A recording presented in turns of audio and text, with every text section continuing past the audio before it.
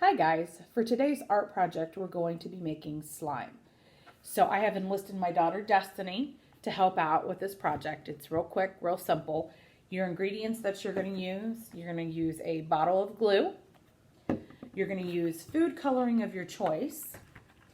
You're going to use baking soda today, and I chose baking soda over borax because I thought it'd be a little bit safer for our age group of kiddos.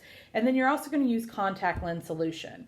And Miss Destiny has informed me that if you don't have contact lens solution, you can use shampoo or lotion, and I'm sure there's recipes out online that you can find in order to make it.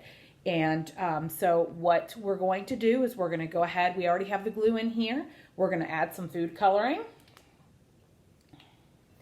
We're going to add half of a tablespoon of baking powder. And then we're going to add a tablespoon of contact lens solution. And then Miss Destiny is going to mix that up. And you're going to want to make sure that you mix it up really good so that the food coloring doesn't dye your fingers. And then when it is all said and done, you should have slime that looks something like this.